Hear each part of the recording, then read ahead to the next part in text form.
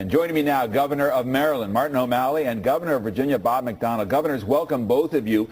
Hold your fire on Medicare, because we're going to get to some of those specifics in just a minute. But I want to ask more generally, Governor O'Malley, what is the Ryan effect on this race 1 week after he was selected? Well, I think it's still shaking out, but clearly now, if the voters of the country had not already a real stark difference of choices in terms of approach to job creation, like growing the middle class, expanding opportunity, now we see the leader of the Tea Party Republican Congress, their budget chief, actually stepping up. And so we have a real clear contrast now when it comes to basic commitments like the commitments we've made to seniors in Medicare. So I think that as this shakes out, you're going to see a very clear contrast between President Obama's vision of an America with more opportunity and the Romney-Ryan vision of less. Governor McDonnell, for all of the energy and the excitement on the Republican side that you have talked about, you do have Republicans talking about risk politically, and the fact that a Ryan budget that a lot of Republicans have been running away from ever since he first introduced it. Well, good morning, David, and good to be on with my friend Martin. Hey, this is a serious election, and it calls for serious candidates that have real solutions. So we are in debt, $16 trillion.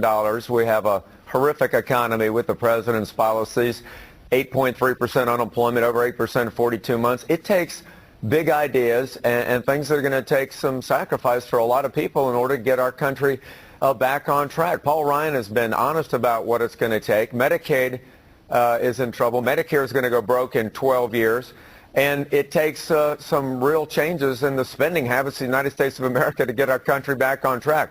So I think Paul Ryan's a serious candidate with real solutions. Time for rhetoric. There's plenty of rhetoric out of this administration, and now we need real answers about how to get America out of debt and back to work. And Paul Ryan's got some good ideas on how to do it. As you both know, his counterpart, the Vice President of the United States, Joe Biden, created one of the more emotional moments on the campaign trail this week, raised a lot of eyebrows, got a lot of back and forth going. He was talking Tuesday in Virginia about Romney-Ryan policies with regard to financial regulation, and this is what he said. Romney wants to he said in the first 100 days, he's going to let the big banks once again write their own rules. Unchain Wall Street. They're going to put you all back in chains. Governor O'Malley, put you all back in chains. What was the vice president doing there? Was it over the top? I think it was an indelicate play on the Republican words of shackling the economy with regulations and shackling small businesses, and so it was certainly an indelicate choice of words. He wasn't injecting race into the campaign? There's not a racist bone in Joe Biden's body. I'll tell you, the injection of race into this campaign has been coming from the false allegations that PolitiFact and others have said are totally false on a very racially imbued issue of welfare reform. The false attacks on the president, I think, are far more out of line than the indelicate choice of words of the vice president. Governor McDonnell, your former governor in Virginia, Doug Wilder, had a different view. He spoke this week and took issue with the vice president and the president as well. This is what he said after those remarks. When he says they are going to put y'all back in the chains, what he means, you were there. I wasn't. And when you go back, I won't be going with you. Biden's remarks brought race into it, and they were not necessary. Cool it, back up. And there's nothing wrong with saying I was wrong. I have never intended to do this. What I said was inappropriate. It was wrong. You can't defend it.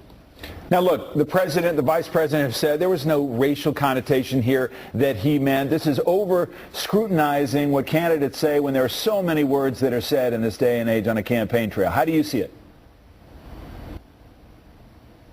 I agree with Governor Wilder, and President Obama and Vice President Biden have doubled down on those remarks.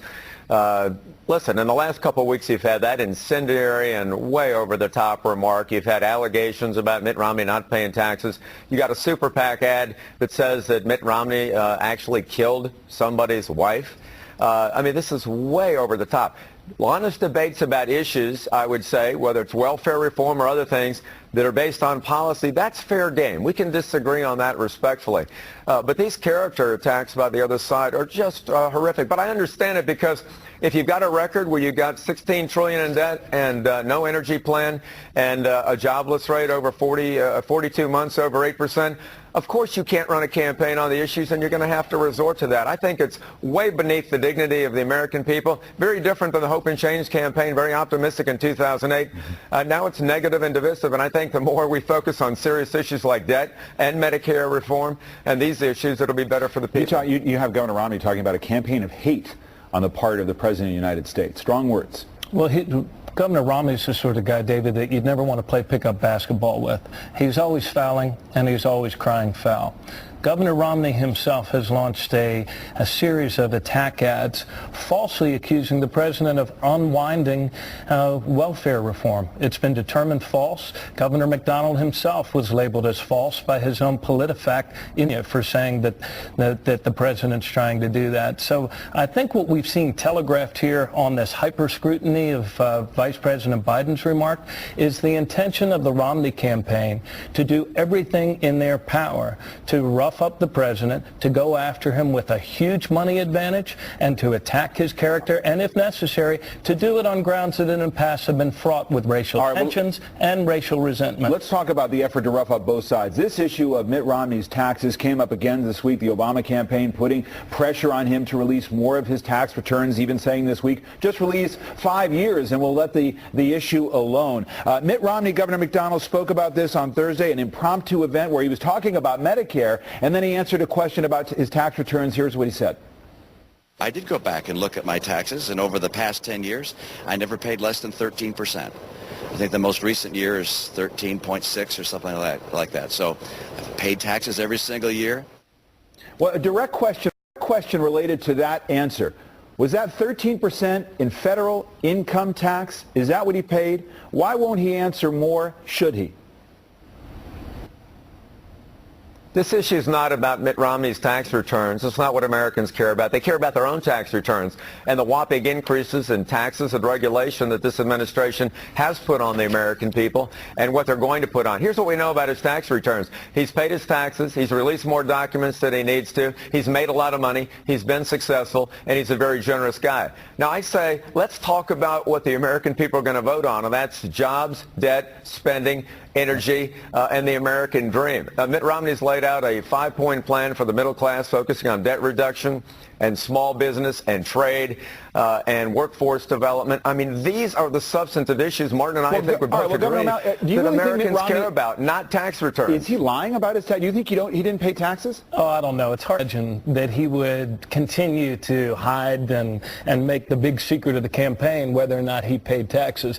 The only thing we know for sure is 1 year of returns. We know that he had Swiss bank accounts, Cayman Island accounts, and we know under Paul Ryan's plan he'd actually pay not 13%, but he'd pay less than 1%.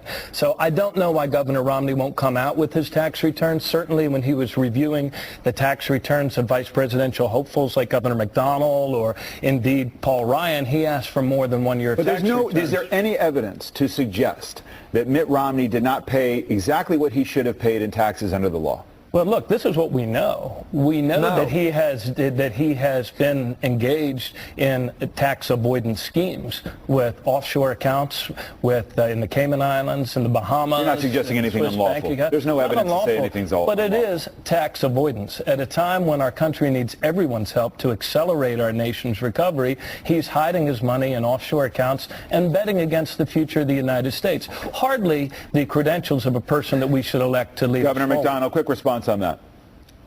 That's just flat wrong, Martin. I mean, this is the same reckless and slanderous remarks that Harry Reid said a couple of weeks ago. And that's, this is not what the American people care about. This is below their dignity. This is about how do we get the greatest country on earth out of debt and back to work. And Obama's just flat failed. Nice guy, bad policies, hasn't got the job done. It's time for a change. And I'd say the Ryan Romney ticket that's positive and optimistic and believes in the American dream and want to get people back to having an opportunity to succeed, that's what we need to talk about. And these other diversionary issues on accusing Ryan and of throwing grandma over the cliff and Romney of killing somebody's wife and not paying taxes. These are diversions. Let's talk about the issues. Let's talk about Medicare then. There has been so much noise and back and forth on Medicare. Let me try to boil it down this way. There are still questions out there about each side and how they would approach it. This is what we know. Let me start with the president's approach, and I want to put it up on the screen for our viewers so we can have a basic understanding of this. The president wants to leave the program in place the way it is. It's a defined benefit program. He does, already passed under the health care law, will reduce payments to hospitals, to health care providers, and private insurers to the tune of $716 billion. You've heard that figure a lot this week. And he claims that he would extend the solvency of Medicare 8 years until 2024. Here is the Romney approach as we understand it so far.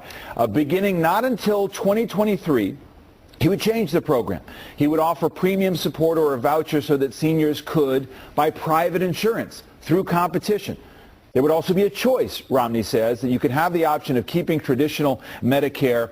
He says he would end the president's health care plan, take that $716 billion that was moved out of the program, and put that back into the Medicare program.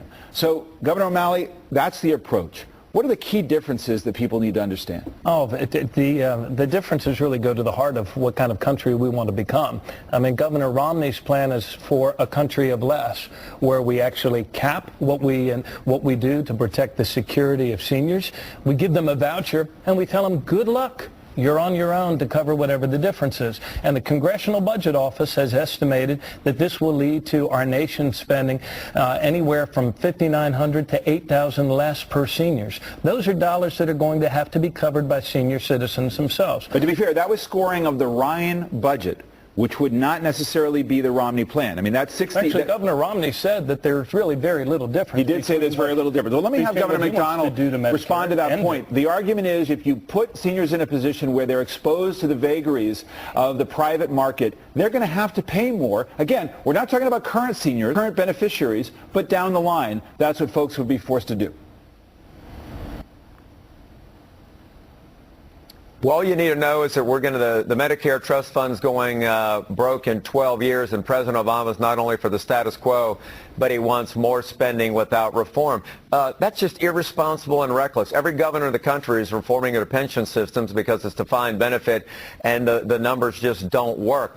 I think Romney and Ryan are honest in saying, look, we're not going the right direction. If you want money there for future generations, you need reform. Paul Ryan, and I think you've accurately described the differences. Paul Ryan doesn't touch any benefits for people over 55.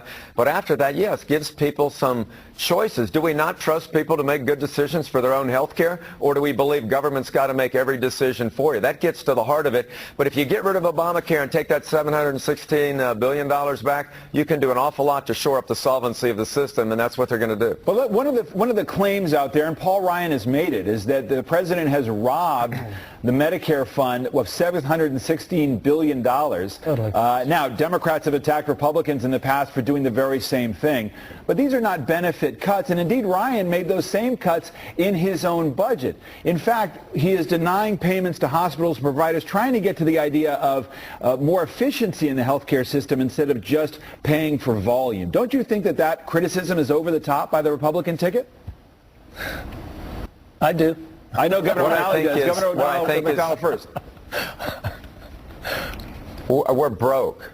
And they're being honest about the fact that we're broke. And Obamacare is the largest expansion of the federal government, I think, in our lifetime, and is generally not acceptable to the American people. So we need to get rid of the 21 taxes and the $500 billion of new taxes in the Obamacare system, use the free market approach, and then some of those savings can back into Medicare reform. But to say that this is being, that we're taking seniors and literally throwing them over the cliff is the rhetoric from the left and the Obama campaign is saying is really disingenuous. If we don't reform it, David, here's the bottom line, and Martin, I hope I agree. If we don't reform this Medicare system, Martin and I, when we get to 65, it's not going to be solvent, and our families won't be taken care of. That's the biggest difference. We have rhetoric of Obama, and we have serious hard talk and real solutions from the Romney-Ryan ticket. We're in trouble in the country. We've got to make changes. Governor O'Malley, I want to end on this point just to shift it a little bit and talk about the broader economy. The reality for voters as they go to the polls in swing states and all states is the unemployment situation. And here was some of the state-by-state numbers that came out this week, and we'll put it up into a graphic. All of those in yellow, the unemployment rate ticked up in all of those states. I should point out that one blue section between Indiana and Pennsylvania, that's Ohio. It did come down slightly. Still, pretty tough picture for a president running for re-election.